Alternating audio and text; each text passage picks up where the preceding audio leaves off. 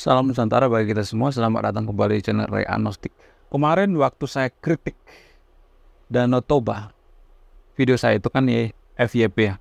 Banyak yang ngomelin saya gitu, netizen gitu. Gara-gara kamu itu Danau Toba jadi sepi, gara-gara kamu kritik Danau Toba, orang-orang nggak datang ke sini lagi gitu. Gara-gara kamu Danau Toba sepi dan lain sebagainya. Saya itu diomelin sama netizen ya.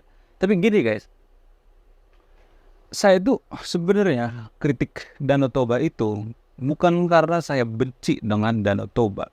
Jadi berulang kali saya mengatakan di video ini ya, di channel saya ini, saya itu sudah menjelaskan ya, beberapa kali saya menjelaskan gitu.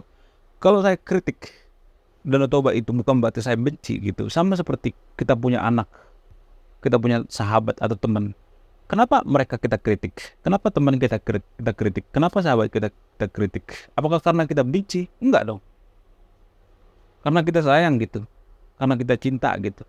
Kenapa saya kritik dan coba itu? Biar ada perubahan gitu. Justru karena saya sayang gitu. Kalau saya nggak sayang, ngapain saya kritik?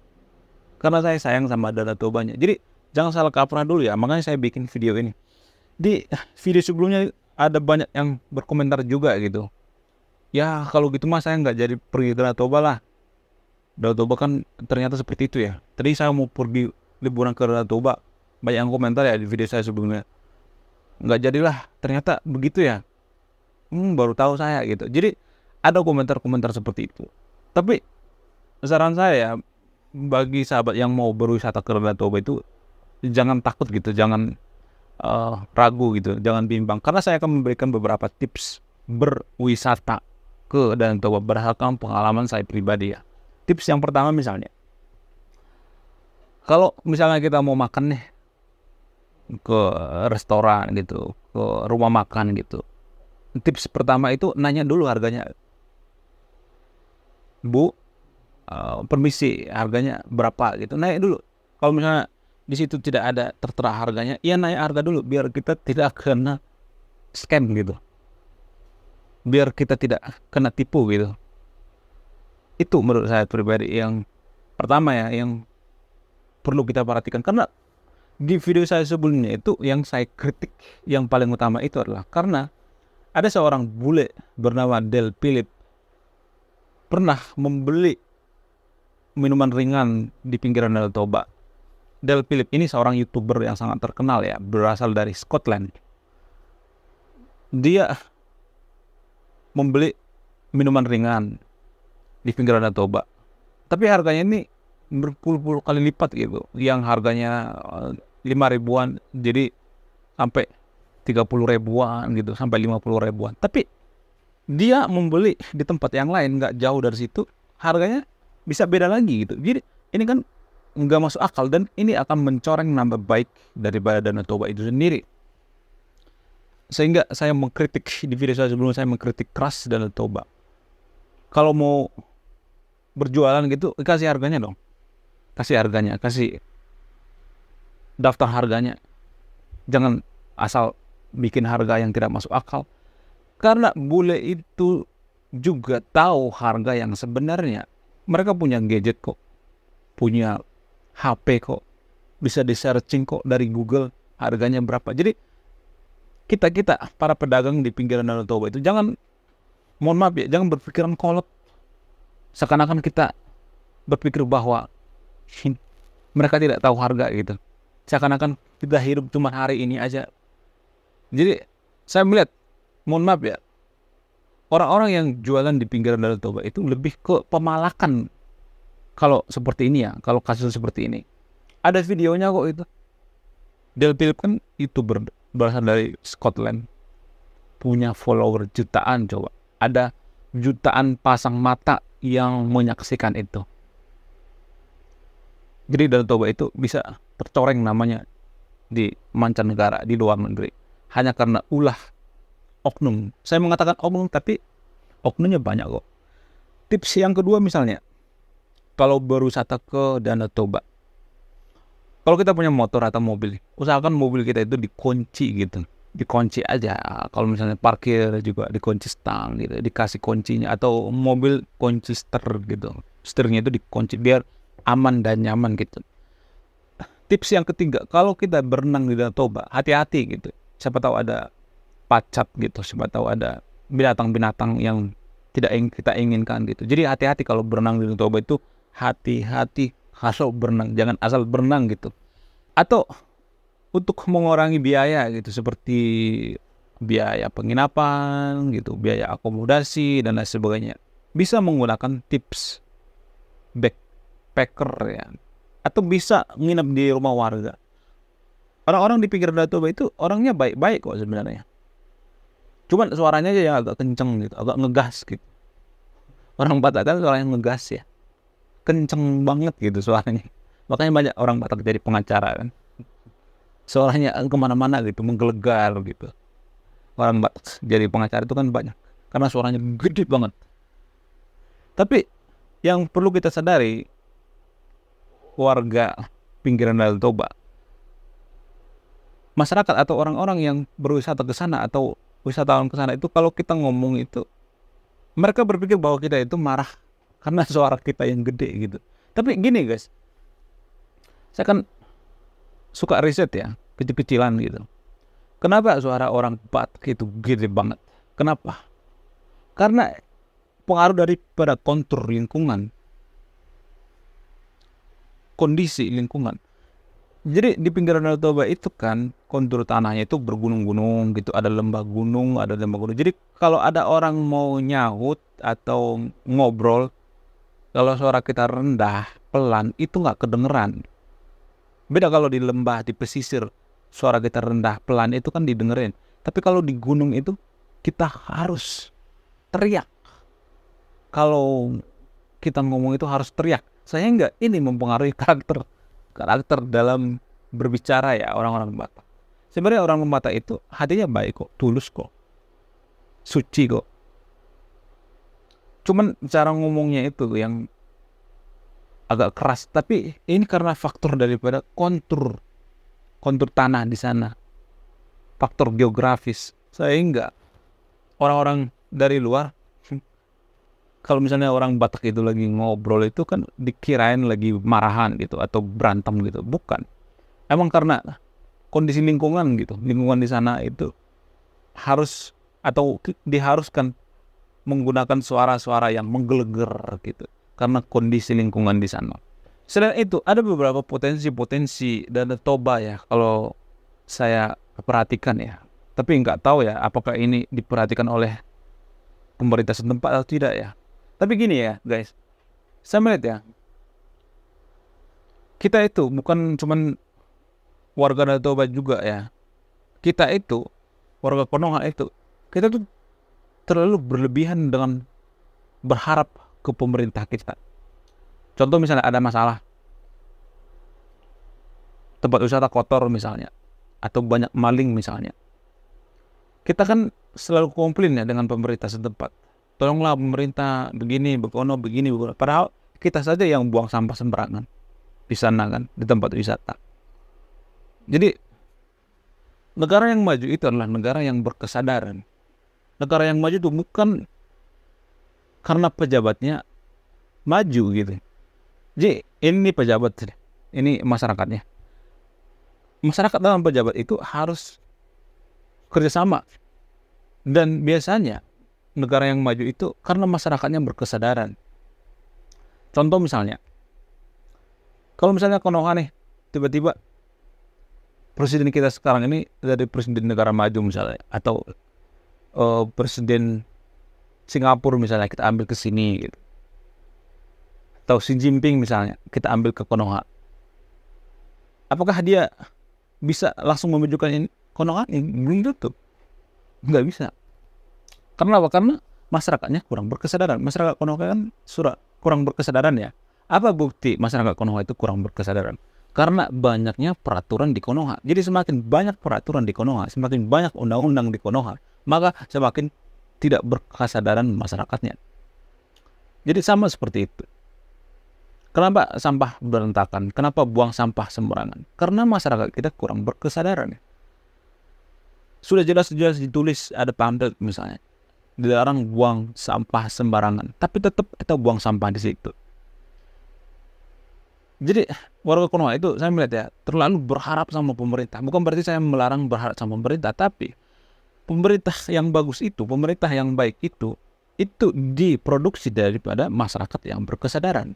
Kalau masyarakatnya maju, masyarakatnya berkesadaran, maka akan memproduksi, akan menghasilkan pemerintah yang maju. Karena pemerintah itu berasal dari para rakyatnya. Jadi kalau pemerintahnya suka nyolong, masyarakatnya juga gitu, rata-rata. Karena pemerintah itu kan berasal dari rakyat ya kan, diproduce dari rakyat itu sendiri, hasil daripada cetakan daripada masyarakat itu sendiri. Jadi kalau masyarakatnya suka buang sampah sembarangan, pemerintahnya juga seperti itu, nggak peduli dengan sampah, buang sampah sembarangan gitu. Jadi mohon maaf ya, kita itu jangan terlalu berharap sama pemerintah. Kalau kita mau maju itu dari kesadaran kita dulu deh gitu. Jadi ada beberapa potensi lain gitu selain wisata, tempat wisata di Danau Toba saya lihat, seperti wisata religi. Sebenarnya agama leluhur orang Batak itu bukan agama Kristen, tapi agama Parmalim atau agama Mulajadi Nabulun. Tuhannya bernama Debata. Jadi orang Batak ini agamanya itu dulu sangat menghargai lingkungan gitu. Bukan berarti saya mengatakan sekarang ini tidak menghargai lingkungan ya. Tapi agama Parmalim ini sangat menghargai lingkungan, tidak boleh mabok-mabokan, tidak boleh merokok gitu. Harus baik gitu, lemah lembut. Agama Parmalim yang sekarang agama lokal di tanah Batak itu kan seperti itu. Biasanya mereka menggunakan ikat kepala warna putih. Dan ini sudah melekat dengan budaya orang Batak sebenarnya. Agama Parmalim, Ugamo. Orang Batak menyebutnya dengan Ugame. Jadi Ugamo ini adalah agama daripada, atau agama Parmalim ini adalah agama daripada rajanya orang Batak, yaitu Sisingamangaraja.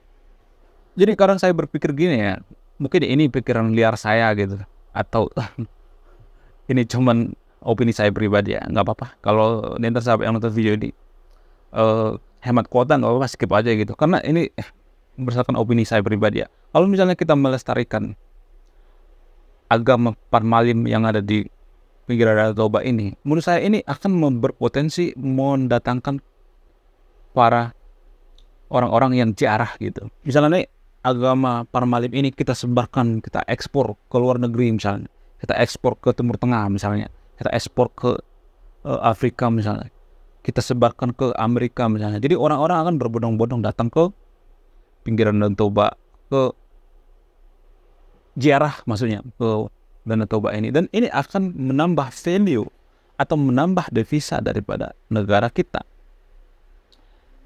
kalau kita melestarikannya. Karena kalau misalnya ada yang mengatakan agama Parmalim itu kan tidak jamin masuk surga. Nah, saya bertanya sama yang nonton video ini, emang agama bisa menjamin masuk surga? Agama yang mana bisa menjamin masuk surga? Emang ada di dunia ini agama yang bisa menjamin masuk surga? Gak ada dong. Emang Tuhan punya agama? Tuhan tidak beragama, manusia lah yang beragama. Jadi Tuhan tidak pernah mengatakan cuma agama impor yang saya masukkan ke surga, agama lokal enggak ada. Tuhan pernah mengatakan seperti itu. Jadi kalau ada yang mengatakan bahwa agama lokal atau agama Parmalim enggak masuk surga, itu sudah terbantahkan ya. Kita tidak boleh mengatakan seperti itu, tidak boleh memvonis gitu. Jadi kalau ada orang yang memvonis bahwa agama lain selain agamanya atau agama lokal masuk neraka, itu artinya rasis dalam beragama. Rasis dong. Tuhan saja tidak pernah mengatakan seperti itu. Berarti dia sudah melebihi kodrat daripada Tuhan itu sendiri. Dia sudah melebihi level daripada Tuhan itu sendiri. Tuhan tidak pernah mengatakan bahwa agama lokal itu masuk neraka, agama ini masuk surga, agama ini tidak saya masukkan ke surga. Tuhan tidak pernah mengatakan seperti itu. Karena apapun agama kita, apapun ras kita, apapun suku kita, apapun warna kulit kita, kita diciptakan Tuhan yang sama, yaitu Tuhan yang Maha Esa. Jadi kalau ada pendapat yang mengatakan bahwa agama lokal itu nggak masuk surga, itu adalah pendapat yang keliru menurut saya. Jadi ada beberapa momentum ya yang kita lewatkan Sama seperti negara lain misalnya. Negara lain kan menyebarkan agama itu, ideologi agama itu. Untuk apa? Untuk mendapatkan devisa. Contoh misalnya agama Parmalim ini, kalau kita sebarkan ke Afrika misalnya, ke Eropa misalnya, ke Australia misalnya, orang-orang kan akan berbondong-bondong umroh gitu misalnya, ya kan? Ziarah misalnya. Kalau misalnya agama Parmalim ini banyak penganutnya jutaan misalnya, akan banyak orang umroh gitu datang ke sana gitu. Dan ini akan mendatangkan devisa. Ini akan mendapatkan keuntungan. Sehingga wisatanya bisa ramai dengan sendirinya. Tapi tetap kita jaga juga gitu kenyamanan dan keamanan. Ini ada beberapa potensi-potensi gitu. Potensi-potensi daripada Danau Toba itu sendiri gitu. Selain itu, ada beberapa potensi lain gitu. Seperti pertanian gitu. Saya di pinggiran Danau Toba itu tanahnya pada subur-subur kok. Jadi ini bisa dimanfaatkan gitu. Selain pemandangan yang indah gitu, tempat wisatanya, tapi pertanian juga saya melihat pertanian bagus kok di pinggiran Danau Toba. Kenapa tanah-tanah di pinggiran Danau Toba itu subur? Karena apa? Karena Danau Toba itu kan berasal daripada gunung vulkanik ya, Gunung Toba yang dulu meletus puluhan ribu tahun yang lalu, sehingga lavanya itu mengelilingi pinggiran Danau Toba. Sebenarnya Danau Toba itu kan danau vulkanik ya, kaldera, sehingga tanahnya itu di pinggiran Danau Toba itu subur. Kalau ditanami apa subur gitu, ditanami tanaman-tanaman muda subur. Dan bisa aja kita menjadikan Danau Toba atau pinggiran Danau Toba ini pusat daripada pertanian di Asia Tenggara, karena tanahnya yang subur gitu. Dan ada plusnya gitu, ada tempat pemandangan yang indah. Atau bikin race di situ, tempat balapan seperti di Mandalika ya kan.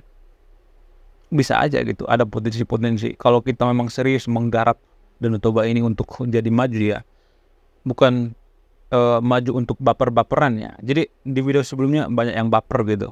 Gara-gara kamu tuh orang-orang ke Danau Toba mau berwisata jadi nggak mau, gara-gara kamu tuh, kamu bongkar aib-aib. Ya, namanya kritik kan nggak ada yang ini kan, nggak ada yang enak. Makanya saya katakan tadi, saya mengkritik Danau Toba itu bukan karena saya benci, tapi karena saya sayang, sehingga ada perubahan-perubahan. Karena saya juga pernah berwisata ke Danau Toba, dan saya juga korban, berkali-kali saya korban di sana. Korban daripada harga yang tidak masuk akal gitu. Pernah saya makan mie di Danau Toba yang harga mie-nya 20.000 bisa jadi 50.000. Kan nggak masuk akal. Mungkin seperti ini yang dilakukan oleh warga-warga di sana untuk wisata-wisata yang dari luar gitu. Jadi mohonlah kita ini ya, kesadarannya ya. Di antara sahabat yang nonton video ini yang berada di pinggiran Danau Toba atau punya teman, ya silakan share video ini biar ada perubahan gitu. Biar Danau Toba itu rame seperti yang dulu. Dulu Danau Toba itu pernah rame kok sama bule. Sekarang aja yang berkurang gitu wisatawannya. Kenapa mereka berkurang? Ya itu yang kita cari solusinya. Kalau menurut saya pribadi berarti ada yang salah dengan pemikiran kita, ada yang salah dengan pola pikir kita. Oke, sekian video ini. Semoga saya tidak diomelin lagi sama netizen. Saya akan kabur dulu. Salam rasional.